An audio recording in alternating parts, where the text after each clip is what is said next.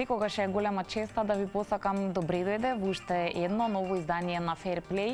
Веќе редовно во овој термин 16:15 часот во недела се дружиме и отвораме спортски теми, па ја користам оваа прилика да ви се заблагодарам што ја имаме редовно вашата доверба. Нашата денешна тема по прв пат ќе отвориме во Fair Play, меѓутоа верувам дека е значајна заради тоа што е дел од најважната споредна работа во светот, а тоа е фудбалот. Професија каде што сите ние добро знаеме дека има многу финансии и дека фудбалерите важат за оние кои што имаат ете таква професија која носи многу цифри на нивното конто. Токму затоа редовно се интересни трансферите, особено во оние топ фудбалски лиги. Секогаш најмногу се зборува и пишува на тие теми, а престижните клубови се борат во своите редови да ги имаат, се разбира, најдобрите играчи. Меѓутоа, дел од целиот овој процес, особено во поново време, и тоа не изоставен дел, се фудбалските менаџери. Тука се отвора темата зошто можеби најчесто во јавноста впечатокот е дека тие вршат некои нечесни работи и нечесни улоги, меѓутоа постојат закони, постојат правила на игра кои што и фудбалерите и клубовите, а се разбира и менаџерите мораат да ги почитуваат. И па денеска ќе се обидеме да дознаеме малку повеќе детали и веројатно да биде едукативен овој разговор токму на таа тема, пред се како фудбалерите, како централна фигура во фудбалот да бидат заштитени, а никогаш оштетени. Мојот денешен гостин е претседател на Интернационалната федерација на фудбалски агенти во Македонија, а воедно и член на регионалната. Fair Play, односно нашиот денешен разговор, стартува за кратко.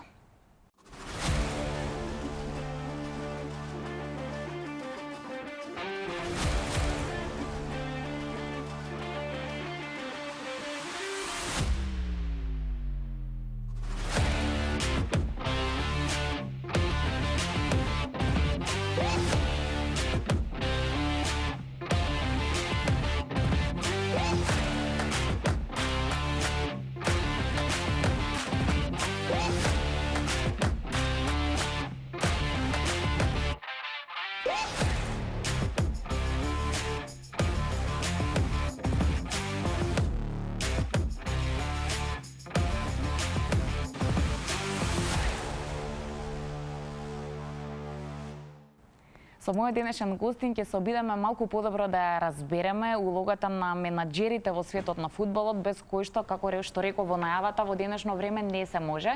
Да, тие си имаат и своја моќ и своја улога, но важна е едукацијата, се со цел да не ги слушаме оние приказни негативни за нив секогаш и во тој контекст, туку да знаеме како изгледа кога вистински добро си ја вршат работата.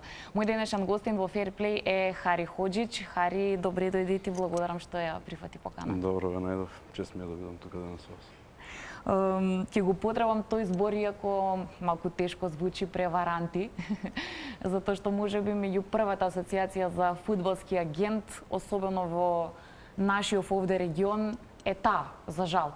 Прво, зошто? Ги има ли навистина многу такви? Па вака, ако речам дека е неоправдано, би излажал. Нашата индустрија во текот на годините видела се и се што поготово во нашата држава, тука и во регионот, буквално секој можел, секој имал право да работи како фудбалски агент. Немало никаква регулатива. Последниве години работиве се менуваат на добро, има правила, има лиценци без кои што не може да се работи. Така да одиме во таа насока да ја смениме репутацијата на оваа професија и воопшто фудбалот да го смениме на подобро, ние како агенти. Сакам малку подобро да те запознаат нашите гледачи, затоа што ќе зборуваме на тема фудбал и сега пред да почнеш да се бавиш со оваа работа, ти имаш друга позадина. Кој ти е првиот контакт со фудбалот? Беше фудбалер? Првиот контакт со фудбалот ми од најраните години. Во некој мој 5-6 години доаѓам од нефудбалска фамилија, што е доста интересно. Кај мене дома никогаш не се гледал фудбал, татко ми е како по кошарката и страста према фудбалот ми се роди сама. Мислам дека малото во кое што пораснав и во кое што ден денес живеам имаше доста големо влијание на тоа, затоа што бевме доста фудбалско мало, во кое што имало големи фудбалери, ден денес има репрезентативци на Македонија кои што доаѓаат од моја мало. Така да мислам дека тука ја добив таа страст, таа љубов према фудбалот, која што понатака и кога почнав да тренирам и да се бавам со тоа да играм до мои, не знам, 19-20 години. Мислам дека таму почна се. Добро, чии дресови ги носеше додека играше фудбал? Каде порасна фудбал? Првата фудбалска љубов ми беше Роналдо, бразилскиот Роналдо. Добро. Таму се вроди се. Потоа кога почнав сам мојата кариера, кога почнав го носев дресот на Скупи, кој што беше приватна академија во Чаир, потоа го носев дресот на Шкупи. При крајот и на Македонија Герче Петров малку ги поминав сите младински репрезентации на Македонија. И кога достигнав до некоја возраст кај што ги немав исполнето тие цели кои што си ги имав поставено тие таргети сам на себе, сватив дека е доволно и дека имам други начини на кои што ќе пробам да ја сменам индустријата и да помогнам на сите млади фудбалери за некои работи кои што и јас сум имал некои препреки во моите фудбалски денови да ги немаат они во иднина. Тоа што значи си имал директни некогаш можеби лоши искуства со менаџери? Не едно. Сум имал повеќе лоши искуства со менаџери, како што секој млад фудбалер во Македонија може да сведочи за истото. Сега не само со менаџери, со клубови, со тренери, со селектори, едноставно фудбалот во многу ситуации не е праведен. Јас видов дека како фудбалер не можам ништо да направам врска со тоа, поготово не од таа точка кај што бев кога ја прекинав кариерата. И од тогаш почнав да се залагам да најдам начин како можам да ги сменам работите. Некој мисли дека е невозможно, но работиме, целиме кон тоа. Кога веќе постои желбата, доаѓаме до делот што еден човек треба можеби да поседува пред се како личен капацитет, а потоа какво образование треба да има за конечно и официјално да добие FIFA лиценца што потврдува дека треба да си ја знае работата и честно да си ја врши работата. Значи, FIFA лиценцата беше укината пред некои 10 години. Кога јас влегов во оваа индустрија, кога почнав ова да го работам, бев доста изненаден, разочаран да речам дека немаше никакви правила на игра. Значи, како што реков пред малце, буквално можеше секој да ја работи оваа работа, можеше секој да дојде да подпише договор со играчи да го представува тој играч пред клуб, немаше некои правила посебни. Додека FIFA не реши да ја врати лиценцата, мислам негде 2021 година, и веднаш се пријавив на испитот. Испитот е некој вид магистратура, од прилика материјалот е толкав. Предходи некаков има семинари, посебни семинари за работа со малолетни играчи и ецетера. Да. Значи има доста семинари и главниот испит е FIFA испитот, кој што се полага еднаш годишно сега веќе. На првиот испит се пријавив, го спремав доста, го положив првиот испит. Тежок испитот? Испитот е тежок. Испитот е доста тежок. Мислам, ако ја знаеш работата, не е толку тежок, али треба да седне, пошто не е само за индустријата на агенти и за агенции, туку е сите други правни работи, легални работи што доаѓаат со тие работи, така да треба време да се спреми, но сега ете веќе со тие лиценци, пак викам, има некој ред, се знае кој може да работи, кој не може да работи, подобро и за играчите, нормално. Ја пронедов информацијата дека ти си во Македонија втор лиценциран FIFA агент. Да, од агентите што беа во Македонија, што се стационирани во Македонија, имаше една FIFA лиценца, Legacy лиценца, во периодот кога јас полагав. Јас бев втор и уште еден дечко што полагаше со мене, исто спортски адвокат. Ние двајца го положивме првиот испит, фактички бевме тројца на првиот кога се собравме. Али после тоа имаше, не знам, уште 3-4 испити, мислам, сега имам уште неколку нови агенти. И целиме кон тоа да направиме сега една асоциација тука кај нас, што ќе биде тело едно што ќе ги представува агентите од Македонија. Една многу важна работа, верувам ќе се согласиш со мене, за да ги нема оние проблеми кои ги слушаме и на кои сме навикнати, да нема лаги, е едукацијата на фудбалерите, а посебно веројатно и на нивните родители, особено ако станува за малолетни фудбалери. Знаеме дека во денешно време и возрастната граница е многу мала. Во светот има веќе фудбалски ѕвезди што се во топ 5 и 10, а се уште малолетни, да речем. Што би советувал, кои работи треба да ги направи едно дете фудбалер и неговите родители пред воопшто да седне и да слушне што некој менаџер па еве нека и некој клуб сака да им каже или да им понуди? Треба едукација, таа едукација треба да почне во клубовите, во федерацијата, во нашата федерација, како треба и што треба да прават, пошто нели нормално ти како агент кога преговараш со малолетен фудбалер, преговараш со родителите, нели? Да. Ние имаме проблем тука во држава и во регионот каде што имаме да не се изразам лошо преамбициозни родители кои што исто се голем проблем понекогаш за своето дете, нели ненамерно. Се почнува од тоа, значи треба едукација за агентите, треба едукација за играчите, за да не доаѓа до проблем утре да е се чисто, треба да се работи со агенции кои што се лиценцирани. Затоа што секоја агенција која што е лиценцирана, освен агентот што е лиценциран, има адвокатски тим позади неа. Така да мислам дека тоа е... Да не се верува на било кој, така прво таа е... Сега е многу едноставно, сега не е тоа голем проблем. Да, без FIFA лиценца, достапната информацијата е достапна со еден QR код на визит картата, е достапна информацијата дали си лиценциран или не. Многу едноставно, мислам дека она нема што да разговараш со агент кој што не е лиценциран. И ја лично, сега кога постојат FIFA лиценците, не би се осмелил да преговарам со играч ако не ги поседувам сите документи за да го работам тоа, пошто прво не е легално. Верувам. Потоа се остало. Јасно е дека всушност тие преговори се одвиваат поради некакви примамливи понуди што звучат фино и розово, меѓутоа потоа следуваат поинакви проблеми.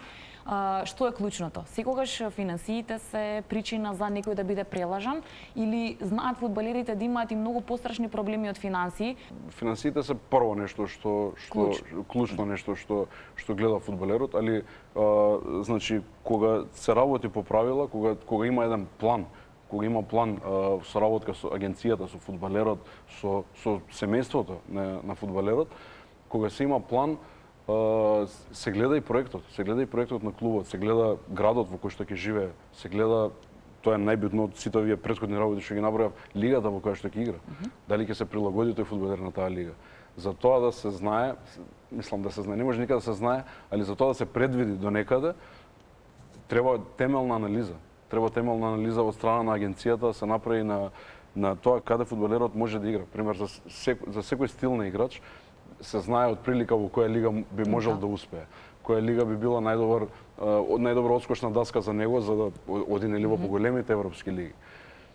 Не е само да се стави потписот, а потоа играчот да исчезне од фудбалската мапа. Апсолутно. Значи тоа е голем проблем исто што е доста чест во регионот, не само кај нас, што има агенти што гледа само како па дури играчи, он се гледа сега само како да потпишам јас надвор, да искочам од тука, па после што ќе правиме, не знам. Најбитен, значи има понекогаш подобро да се оди во лига со понизок квалитет, каде што мислиш дека ќе може да дојдеш до се е проект, се е по план, треба да се има план А, план Б, план С. За секој треба 2 чекори, 3 чекори да се испланираат порано. И мислам дека се би било окей. Може ли сега малку да ми објасниш релацијата меѓу менаџерот и фудбалерот? Каква според тебе лично треба да биде? Треба ли тука да се одржува некоја дистанца и чисто професионална соработка? Или може би е подобро ако фудбалерот и менаџерот имаат пријателски однос, се реално блиски, ги знаат деталите за своите животи, до некаде и приватност, за да можат да имаат подобра доверба. Со тоа што ќе ми направиш и паралела, верувам не е исто да соработуваш со млад играч кој доправа прави нели нови чекори и некој кој што веќе има сериозни финансии и се надева на сериозни трансфери. Така. Да ги прашаш повеќето агенти во светот, сите ќе ти кажат дека треба односот меѓу играч и агент да си биде на професионално ниво, на чисто да нема близина. Јас него делам истото мислење со тоа дека јас прво и основно имам фудбалери што соработувам, што се постари од мене. Така да не можам јас сега ни не сакам да се поставам како некој вид авторитет затоа што нема потреба. Јас сакам да сум тука, поготово за помладите фудбалери, сакам да сум тука за се и се што буквално од приватниот живот, што и да му треба, сакам да сум тука да имам улога на другар, на постар брат, не знам, пошто се занемарува, значи се гледа физичката спремност, талентот на играчите и се занемарува ностоп таа ментална страна на младите фудбалери, што е многу битно и што се работи многу во европските земји. Кај нас е тоа скроз занемарено, значи апсолутно не е битно во никој случај што фудбалерот прави после тренинг и пред тренинг. И мислам дека кога веќе клубовите не се грижат за тоа, повеќето клубови, честни случаи, јас како агент и ние како агенција го гледаме како задача тоа да го правиме. Во овој исто контекст, кои се улогите и ингеренциите на менаџерот, особено ако нешто тргне наопаку, во смисла, играчот за каков се тип на проблем на некој начин не може би должен, ако го погледнеме договорот, да се јави на менаџерот, а потоа менаџерот да ги решава тие проблеми. Јас преферирам секој контакт, секаков, било какво побарување да има играчот од клубот или клубот од мојот играч, преферирам јас да бидам тој што ќе преговара, од проста причина за тоа што ако играчот размислува уште за тие работи вон теренот, мислам дека нема шанса 100% да се концентрира на неговите игри, на тренингот, така да јас нормално во секоја ситуација што играчот ќе побара од мене, јас сакам да сум тука, сакам да сум вклучен, сакам да сум јас тој што ќе го реши тој проблем за да он не губи концентрација од таму каде што е најважно да биде на теренот, дали на тренинг, дали на утакмица. Сега тие разговори, дури и преговори на маса со твои сега веќе колеги, а посебно со клубска управа, верувам дека се специфични на некој свој начин.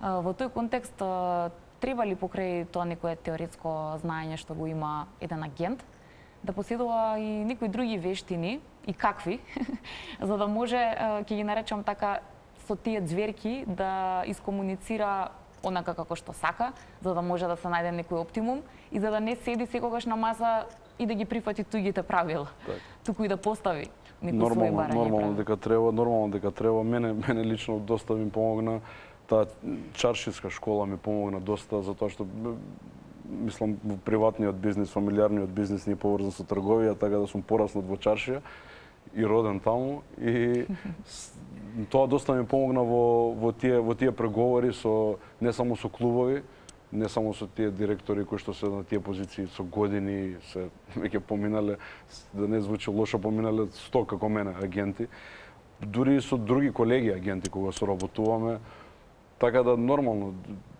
потребни се тие вештини за трговија и за тие работи, пошто треба да се разговара, нели да се преговара, треба на крајот на денот да биде среќен играчот и да се заштитат интересите на играчот на најдобар можен начин. Имаш ли ти твои некои лични црвени линии, особено затоа што си бил играч, од морален аспект, од етички аспект, кој што на тие преговарања уште од стартот си свесен дека никогаш не би ги поминал? Фудбалот како индустрија е доста, да не звучи лошо, доста валкана индустрија, доста прљави игри има, од проста причина што никој не бира средства. Клубот, кога сака да земе играч, не бира средства како ќе стигне до него. Дали преку 1, 2, 3, 5 агенти не бира средства. Агентот кога сака да заврши дил, исто така не бира средства. Кога е прашање да се заврши дил и тоа, клубот нормално не го штеда му никои околности, пошто на крајот на денот ми е битно, ако клубот е задоволен од мене, нешто не сум направил кој што треба. Значи играчот ми оштата. Така да едно нешто што преку што не би поминал, што е за мене некоја црвена линија од морални и етичка гледна точка е да разговарам со играчи кои што веќе имаат агент или агенција позади нив. Затоа што мене ми се случувало, ја не сакам да правам нешто што не сакам да ми го прават. Така да интересно имам репрезентативци моментално. Значи 5-6% од нашата репрезентација со мене играле дали на репрезентативно или на клубско ниво. Ми биле колеги. Сме пораснале заедно едноставно. И денес кога имаме работа со нив, јас зборам со агентот, ја може да искочам со него на ручек, на кафе, на се, ама за работа не може да збориме затоа што ќе зборам со агентот него. Зашто? Затоа што тој негов агент, таа негова агенција него го земала од 5-16-17 години и го донела до тие височини кај што е моментално, се залагала, инвестирала во него, така да Да. Не би се осмелил да преговарам со никој играч кој што веќе има агент.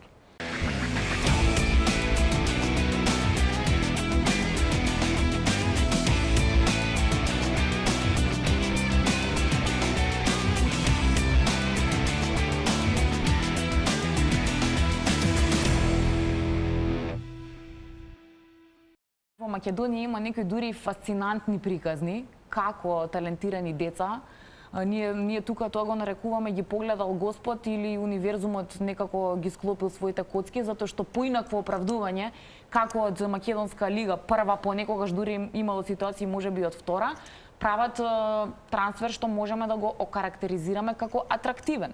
Знаеме дека е многу тешко од Македонија играч веднаш да заигра во топ 5 лига. Меѓутоа, пак ќе речам, имало некои примери во минатото. Како тоа во денешна ситуација изгледа, да имаш желба, сакаш, соработуваш со играч кој настапува во прва македонска фудбалска лига и да му помогнеш да најдеш начин некој пред се да го види, затоа што нашата видливост е почетен проблем, понатаму се останато, и да му овозможиш поубава иднина. Ние се грижиме доста кога видливоста во прашање маркетингот, промоцијата на играчите. Нашата агенција доста се залага во тоа, затоа што во денешно време маркетингот е се, не само во фудбалот, него во секој бизнис, нели, кој што знаеме. Нашите играчи се испромовирани буквално сите клубови со кои што ние соработуваме, знаат што се случува со нашите играчи, дали тие клубови се заинтересирани или не, тоа они си одлучуваат на крајот на денот, но сите клубови со кои што ние соработуваме во Европа моментално, што не е мал број, сите се свесни со нашите играчи докаде се, што се, како се развиваат. Тоа е нешто најбитно. Македонска лига моментално, сакам да се надовршам прашањето, моментално е историски најтешко да се продаде играч последниве неколку сезони, затоа што жалам што морам да го кажам, лигата е на најниско можно ниво, што била некогаш. Сега со новата гарнитура во федерацијата сите имаме некоја надеж, сите имаме некој оптимизам. Кој би бил реален дострел, да речеме, од Македонија каде следно? Моментално ние имаме лиги што историски нашите играчи се што се прва станица, да кажеме, за нашите играчи кон Европа. Тие лиги се тие секогаш биле и мислам дека ќе остане така. Едноставно не одговара стилот на игра. Не знам во тие лиги во Унгарија, Кипар, да не набројам сега, да не сгрешам нешто. Едноставно директно станица мора да се првата станица од кај нас е, значи, скоро невозможно да се направи трансфер во топ 5 лиги. Не дека ние немаме квалитетни играчи, туку дека начинот на работа на кој што се работи овде, пак ќе кажам честно исклучоци, имаме еден или два клуба што работат нормално во држава. Значи, збориме нормално, не е и начинот на работа, сега ти од таа средина да отидеш во клуб од топ 5 лигите во Европа, е невозможно да функционираш, ќе прегори играчот. Едноставно не е здраво. Така да мислам дека тие моментално е таа ситуација за жал. Мора да има отскочна даска, барем една сезона. Ќе споделиш ли сега кои ти се можеби дел од најдрагите, можеби најуспешни трансфер сделки од кои што си успел да бидеш дел? Најдрагите трансфери, имам 2 или 3 трансфери на кои што мислам дека и да направам 200, 300, 400 трансфери во кариерата, секогаш тие 2-3 ќе бидат најблиску до срцето, што се вика. Прв ми е на ум Александар Трајковски. Александар Трајковски не можам да не го спомнам. Тоа ни е првиот голем трансфер. Со него работев кога беше во Алборг. Беше на позајмица од Мајорка и не беше баш во, мислам тоа и он си го знае, не беше баш во најдобра форма, не му одеше баш најдобро. Ни животот во Данска. Да, при промената на средината, така. Животот во Данска не му одговараше, исто така од Мајорка отиде таму. И почнавме да работиме нешто, никој не беше оптимист, значи агенцијата во која што работев тогаш не беа оптимисти затоа што имавме 3-4 дена да го завршиме трансферот. Многу важна една ставка. Ова се случува пред голот за репрезентација што го постигна против Италија или после? Пред. Добро, важно не посредно пред. Да, имам и анегдота една што сакам да ја раскажам исто врска со тоа. Трансферот почнавме да го работиме 3-4 дена пред затварање на природниот рок. И беше па бирологијата беше скоро невозможно да се заврши. Јас сум единствениот кој што верував дека може дека ќе стигнеме, да. На крајот на денот, верували или не, го завршивме трансферот некои 13 на минути пред да се затвори предниот рок во Саудитска Аравија. Беше циркузи, али испадна све феноменално на крај. И имам една анегдота што увек онака ми доаѓа на памет со Алекс. Кога веќе пред да го завршиме трансферот и сега зборев со него, онака ја и он сами на телефон, и му викам добро, кажи ми, пошто како што реков преска, увек гледам секогаш 2-3 чекори унапред. И сега го прашувам, викам, пошто Саудитска Арабија е, дали планираш после ова да идеме да се враќаме во Европа, дали сакаш да останеме тука, морам да знам што планираш, што размислува, пошто пак Алекс не го знаев лично до месец-два пред да почнеме да го работиме. И ми вика сега го нормално, вика јас сум гладен за успех уште, Алекс е професионалец, само таков, значи и не сомневам дека ќе игра до може и до 40 години. И ми вика се тоа окей, вика, али ја имам вика моментално имам еден приоритет, вика, ништо друго не ме интересира. Беше јануари 2022. Викам, кажи, викам, сега не знам бонус некој договор. Не знам што размисла. Ми вика, јас мора да не го промашам, 24 март мислам дека беше. Јас морам 24 март да бидам во Палермо. Ме интересира само да се спремам за таа утакмица, мене селекторот да ми даде шанса, ја да бидам на терен. Вика, едноставно ме влече судбината. Палермо е градот во кој што он порасна фудбалски, играше за Палермо долги години. И доаѓа историска, може најбитна утакмица на нашата репрезентација да се игра во Палермо против Италија. Вика, мене ме интересира само ја да сум таму, да се вратам во форма за таа утакмица. Се случи тоа што се случи, сите знаеме што се случи во Палермо, он влезе во форма пред тоа, донесе куп на Алфајха, прва титула во историјата на клубот. И беше во Палермо, и изигра и направи тоа што го направи. Да, направи нешто што ќе го паметиме и си е запишано во нашата фудбалска историја. Ќе надополниш уште некои од трансферите за што спомна неколку? Да, првиот мој трансфер на Омри Алтман, капитанот на Хапоел Тел Авив. Тоа беа првите 6 месеци кога почнав да работам оваа работа, уште не бев свесен што се дешава околу мене, али го изработив трансферот сам, без ниеден друг агент инволвиран, бев директен линк со клубот и со играчот. Долги преговори, 2-3 месеци, 2-3 патувања имав во Португалија и назад. Повици милион? Мал милион. Повици и тоа ми е првиот трансфер во кариерата, ете во португалската примера дивизија во Арука на Алтман и секако мене најдраг, го спомнувам, али најдраг трансфер ми е трансферот на Андре Лазаров во Рудеш во Горица. Ова што го кажа околу патувањата, комуникацијата, тоа подразбира, верувам, и многу отсуство од дома. Сигурна сум дека имаш поддршка, меѓутоа знае ли некош да биде тешко да си во чекор со сите тие места и луѓе, а де факто ти мора да си таму ако сакаш својата комуникација со нив да биде подобра? Фудбалот носи доста несфатливи, некогаш не можеш да објасниш на некого што не е во светот на фудбалот дека мора да си на одредено место во одредено време и зашто треба да си таму.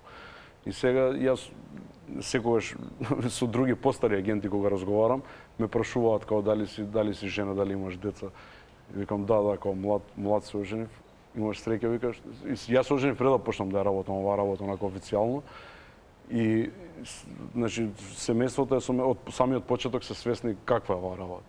И има доста жртва голема, значи поготово со две мали деца, со тие патувања толкави, отсуство од дома не е лесно. Сега сите мислат патување, овој сега киде ќе патува, не е така лесно, пошто отсуствуваш од дома, децата се мали, се дешавало, поготово трансферот на Алекс, 2 месеци бев во Истанбул, таму го работевме, тој трансфер и пред некој пред тоа, и едноставно треба жртва и треба разбирање од дома, тоа е најбитно. Да, разбирање и поддршка многу голема. Инаку со Хари се договаравме прилично долго да дојде, затоа што во живо следи атрактивни утакмици, поди гледа Лига на шампиони и така натаму. Во што најмногу уживаш, сега не само како агент, туку и како навивач, како некој што нели сака да биде на трибини и да чувствува таа атмосфера, кој тип на надпреварување ти е подраго, повеќе ги сакаш репрезентативните мундијали, европски првенства или повеќе сакаш Лига на шампиони или можеби дербија? Од кога од топ 5 лигите? од кога почнав да го работам ова, малце ми се смени перцепцијата за тие работи, затоа што за викенд нормално викенд ми е работа, сабота, недела немам време за никого, затоа што се следат утакмици. Сега од кога го работам ова, најважни ми се утакмиците кај што играат моите играчи. Тие утакмици мора да се проследат. Ако се во исто време, во агенцијата се прават анализи во понеделникот после колот. Да. Така да тие ми се приоритет. Приватно сакам да погледам серија кога сум во можност, Лига шампиони кога сум исто во можност, нормално и сите други европски топ 5 лиги, али серија најчесто гледам во живо и тој стил на фудбал ми се свига највеќе. Не доста непопуларно мислење денешно време, али ми се свига. Ако ајде сега да кажеш за кој клуб навиваш. Не дека е тајна заради тоа што има нели достапни фотографии на интернет, меѓутоа како објасни ми како таа љубов и имам страст према Интер од мали нозе, значи како што реков, за све е крив Роналдо Назарио, така да таа љубов кон Интер е така, мои 5-6 години исто, што ме до ден денес ме И каква ти е сега во моментов комуникацијата со тој клуб, зашто веќе си во тој свет? Имаш поблиска комуникација со Интер имам блиска комуникација, значи уште од времењата пред да го работам ова. Доста ми помогнале тие контакти од Интер за тоа што отишле во други клубови едно друго. Не сум имал можност до денес да работам со Интер директно во врска со некој играч. Се надевам дека во иднина некогаш ќе се случи. Да, што убаво чувство да преговараш со луѓе од клубот за кој што навиваш, да. Не знам колку би бил објективен и тоа, али да, тоа е исто добро прашање, колку човек би можел да биде објективен во таа ситуација. Али мислам дека сепак на крајот на денот агенцијата и играчите се на прво место. Да, тоа го заклучивме уште на стартот. Има, реков, убави фотографии. Кажи ми малку и за средбите со дел од оние фудбалски легенди кои што јавноста ги знае и ги почитува без разлика дали играат во клубот што го сакаме. Кои ти се така интересни тет-а-тет средби, па потпишување дресови, можеби разговори што не се ги очекувала, ама се случиле? Како фан, како љубител на фудбалот, порано сум имал доста средби исто со доста легенди, поготово од италијанската серија, Хавиер Занети, не знам, Хулио Цезар, Франческо Толдо и останатите, нели, нашиот исто Горан Пандев, Самуел Ето. Денес со оваа работа ми се случува да седнам на маса, 5-6 пати ми се случува да седнам на маса со некој што сум пороснал гледајќи го на телевизија.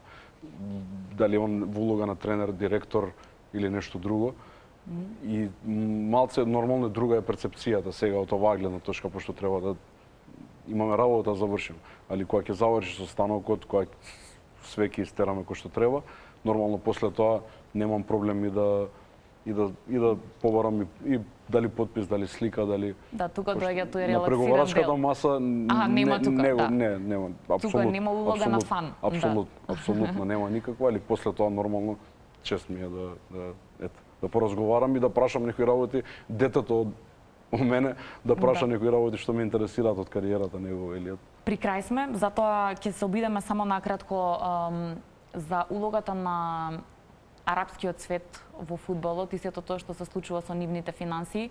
Чисто само кратка оценка дали тебе тоа ти се чини како нешто добро или не толку добро и дали оние одлуки што јавноста никогаш знае да ги осуди на добри или не толку добри фудбалери што одлучуваат можеби некогаш и млади да заминат во тој свет, ги цениш ти како правилни или неправилни? Апсолутно немам никаков проблем со тоа. На крајот на денот секој агент, секој фудбалер се носат одлуки сами за себе. Мислам дека проектот на принцот Бин Салман, што е светско од 2034 година што го добија, и развојот на Саудиска Арабија, не само во фудбалот, воопшто во спортот, и другите земји околу Саудиска Арабија, што се значи Катар, Емиратите, мислам дека е само здраво за фудбалот, ништо друго, затоа што повеќе финансии, повеќе пари се вложуваат и повеќе пари ги мотивираат европските клубови да вложуваат во инфраструктурата прво, потоа во платите на играчите и се друго, така да мислам дека е само позитивно, нема ништо негативно во тоа. Да, ја разбрануваат цената. Така. Добро, некаде при крај, секогаш нели парите во фудбалот, не може да се избегне таа тема. Задоволен ли си од тоа како заработуваш како фудбалски агент, затоа што кажа и претходно си работел, твојата фамилија заработувала со сопствен бизнис, и вистина ли е тоа дека нели менаџерите се тие кои што на крајот собираат многу пари, дури понекогаш и повеќе од што треба? Пази, сега имаме од FIFA имаме salary cap на агентите колку што смеат да заработуваат. Во глобала во фудбалот има доста пари. Во фудбалот има пари доволно за сите. Тоа ја увек го кажувам, има доволно за сите, има доволно да соработуваш со друг агент и со трет агент. Нема потреба од алчење и апсолутно има доста пари во фудбалскиот свет. Така да мислам дека како се развива фудбалот, ќе има се поише и поише пари за клубовите, за фудбалерите, така и за нас на крај, и за нас агентите. И за агентите, односно менаџерите. Добро, кој ќе биде следен надпревар на кој што ќе одиш? Имаш веќе план? Ќе одиш да гледаш финале Лига на шампиони? Па се надевам полуфинале за дека ќе стигнам. Полуфинале? Ти кажам, да, наредната недела се надевам дека ќе стигнам полуфиналето, ако сум во можност. Па ќе видим. Потом и светското клупско првенство планирам да го проследам во Америка летово, доколку сум во можност, па ќе видиме како ќе биде. Ти посакувам да уживаш и понатаму во што го правиш, зашто знам дека фудбалот ти е голема љубов и се разбира ти посакувам многу успешност во работата. Можеби следен пат ќе се видиме заедно и со некои од играчите на кои што ќе успеете на подобро да му ја промените судбината. Фала ти на поканата. Како што реков, чест ми е што сум денес тука ваш гостин и се гледаме повторно. Се гледам. Благодарам многу што гледавте Fair Play. Ова беше Хари Хоџич и се надевам дека ви се допадна оваа малку поинаква тема, но тема на која и како многу се зборува и интерно се коментира, затоа што е неизоставен дел од фудбалот. Ќе се видиме ние повторно следниот викенд. До тогаш јас ви посакувам се најдобро.